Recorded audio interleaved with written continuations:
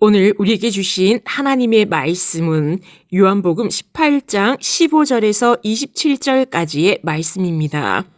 제가 가지고 있는 성경으로 신약 성경 179쪽입니다. 말씀을 봉독하겠습니다.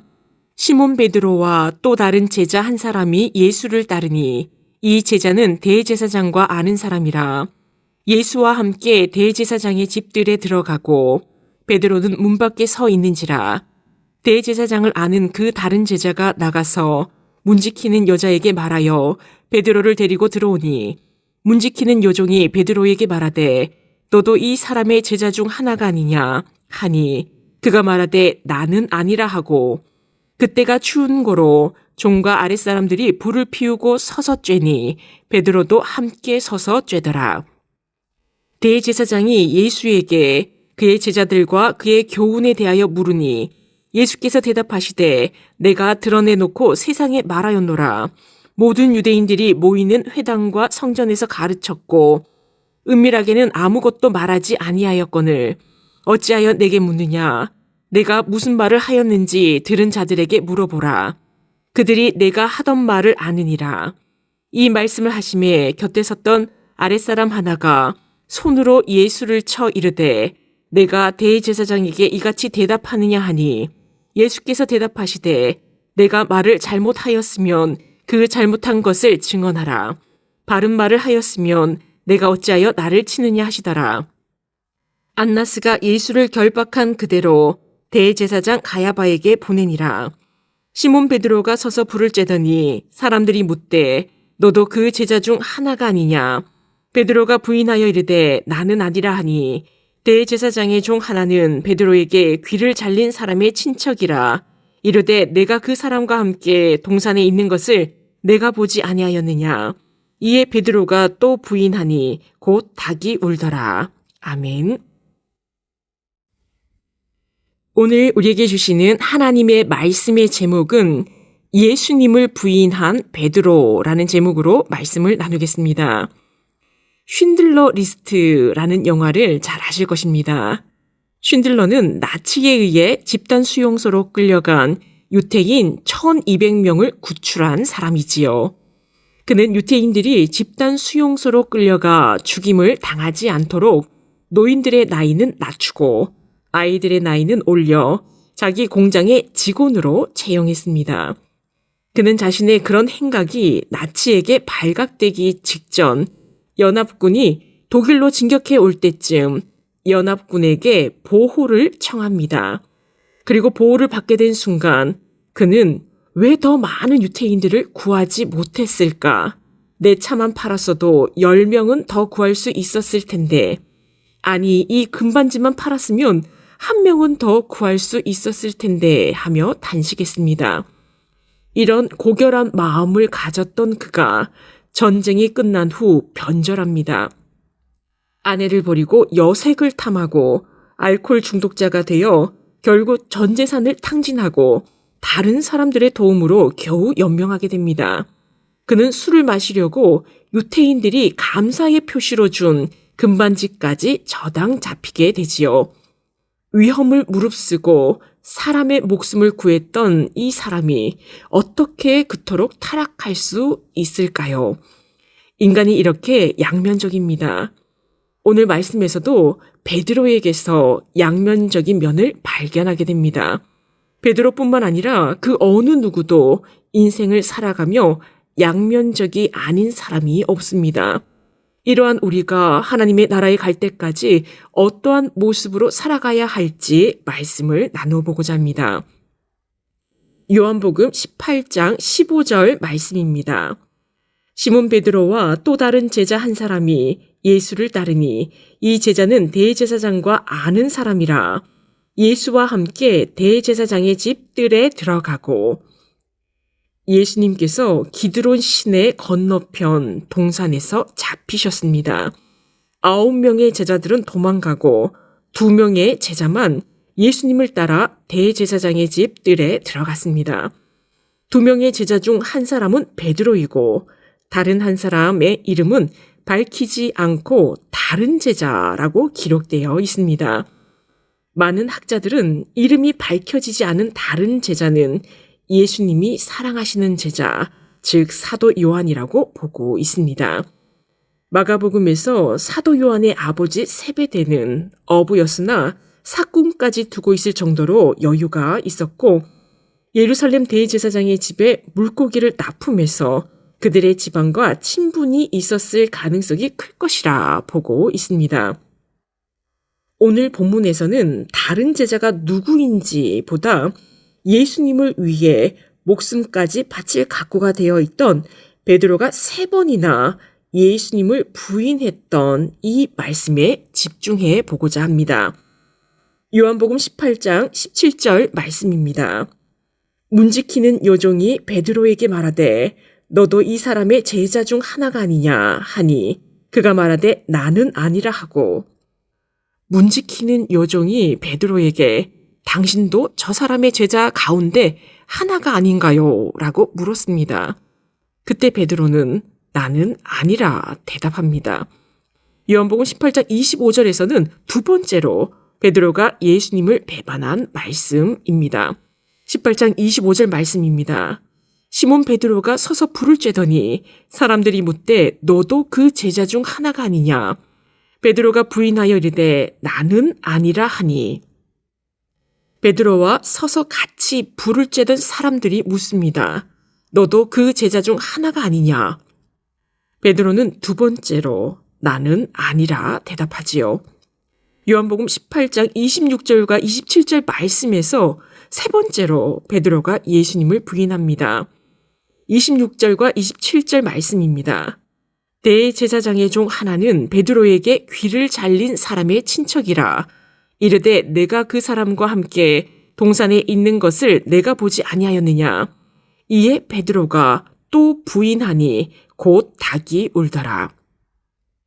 세 번째로 베드로에게서 귀를 잘린 사람의 친척되는 대제사장의 종이 네가 그 사람과 함께 동산에 있는 것을 내가 보지 아니하였느냐라고 묻습니다. 이때 베드로가 세 번째로 부인합니다. 세 번째로 묻는 대제사장의 종은 베드로가 예수님의 제자임을 확신하고 물었습니다. 왜냐하면 베드로가 말고의 귀를 자를 때 말고의 친척되는 대제사장의 종도 그 자리에 함께 있었기 때문입니다. 나는 네가 겟세마네에서 칼을 휘둘러 말고의 귀를 자르는 것을 보았다라는 말을 한 것과 다름없이 너는 예수님의 제자임을 알고 질문을 한 것이었습니다. 이때 공관복음인 마태, 마가, 누가복음에서는 베드로가 저주하고 맹세하면서 예수님을 부인하였다고 밝히고 있습니다. 주님을 위해 목숨까지 바치겠다고 했던 베드로가 3번이나 배반하였습니다. 베드로는 왜 주님을 배반하였을까요? 그것은 붙잡혀 죽을지도 모른다는 두려움 때문이었습니다. 성경에서 가장 많이 나오는 말씀 가운데 하나가 두려워하지 마라이지요. 두려움은 하나님과 함께 살아가는 성도들의 삶을 실패로 이끕니다. 이집트를 탈출한 이스라엘 백성 중 대다수가 약속의 땅 가나안에 들어가지 못했습니다. 가나안 땅에 거인족이 살고 있어 죽을지도 모른다는 두려움이 하나님께 온전히 의지하지 못하게 한 것이지요. 두려움은 하나님 나라 건설의 가장 큰 장애물입니다. 두려움은 생명체에도 큰 영향을 미치지요. 참새들이 사는 숲에 보이지 않게 스피커를 설치하고 천적의 소리를 계속 들려주면 어떻게 될까요? 연구를 해보았더니 참새들은 알을 40%나 적게 낳았고 알 크기도 작았습니다. 그 가운데 부화된 것도 몇 없었는데 갓 깨어난 새끼들조차 얼마 살지 못하고 죽었다고 합니다. 어미새들이 두려움에 사로잡혀 새끼들에게 먹이를 제대로 물어다 주지 못했기 때문입니다. 이 실험은 두려움만으로도 생명체를 죽일 수 있음을 보여줍니다. 성경은 계속해서 우리에게 두려워하지 말라 말씀하십니다. 예수님께서 두려워하지 말고 예수님을 믿기만 하라 말씀하시지요. 오늘 마지막 27절 말씀에서 베드로가 또 부인하니 곧 닭이 울더라 말씀하고 있습니다. 그래서 그 다음에 무슨 일이 있었는지 알 수 없습니다. 그러나 누가복음에서 보면 주님께서 몸을 돌려 베드로를 바라보셨다고 전합니다. 세 번째 예수님을 부인한 베드로를 예수님께서 바라보셨습니다. 바라보셨다를 헬라어로는 엠블레포라고 합니다. 뜻은 어떤 단죄나 판단 없이 상대를 깊이 이해하고 자비롭게 바라보는 눈길을 말합니다. 예수님께서 베드로를 바라보시기를 네가 어떻게 나를 배반할 수 있느냐 원망의 눈으로 바라보신 것이 아니라 충분히 이해한다는 자비로운 눈길로 바라보셨음을 말합니다. 나를 배반한 사람을 이해와 자비의 눈빛으로 바라본다는 것은 결코 쉬운 일이 아니지요. 예수님은 단죄의 자리를 용서로, 판단의 자리를 이해로, 배반의 자리를 포용으로 바꾸십니다. 배반에 대한 예수님의 모습을 통하여 우리에게도 이해하고 용서하라 말씀하십니다. 말씀을 맺겠습니다. 성경에는 베드로뿐만 아니라 하나님의 말씀대로 순종하다가 넘어진 인간의 양면성을 보여주는 사례들이 많이 있습니다. 하나님 앞에서 부끄러운 삶의 부분들을 빼고 잘했던 모습만 기록되면 더 좋을 것이라고 생각할 수도 있습니다. 그러나 인간의 양면성은 우리의 모습 그대로입니다. 베드로가 예수님을 위해 목숨을 바칠 것이라고 하고는 죽음이 두려워 예수님을 3번이나 배반하고 구약 인물 가운데서는 중심을 보고 왕으로 세우신 다윗이 밧세바를 범하고 그 남편 우리아를 죽게 했던 어두운 일들을 여실히 기록한 것은 우리가 오직 주님의 은혜와 용서 없이는 살 수 없는 존재임을 알려주기 위해서입니다. 우리는 연약한 존재입니다. 넘어지기 쉬운 존재이지요. 그래서 우리는 예수님만 더욱 의지할 수밖에 없습니다. 달려갈 길을 마치고 하나님의 나라에 갈 때까지 우리 서로가 연약한 존재임을 늘 자각하고 주님이 배반한 베드로를 이해와 자비로운 눈길로 바라보신 것처럼 연약한 우리 서로를 이해하고 용서하며 오직 주님의 은혜에 온전히 의지함으로 연약함을 이겨내는 우리 모두가 되시기를 축원합니다. 기도하시겠습니다.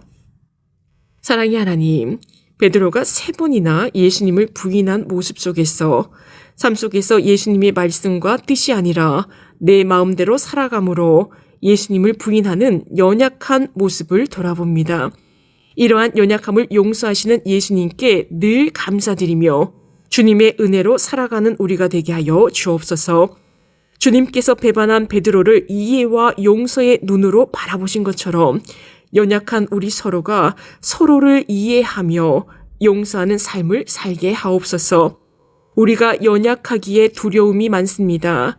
모든 두려움을 주님께 맡기고 오직 주님의 권능과 능력과 은혜에 의지함으로 모든 두려움을 든든히 이겨내는 우리 모두가 되게 하여 주옵소서. 이 모든 말씀 예수님의 이름으로 기도합니다. 아멘. 생명의 말씀으로 나를 채우사 주의 길에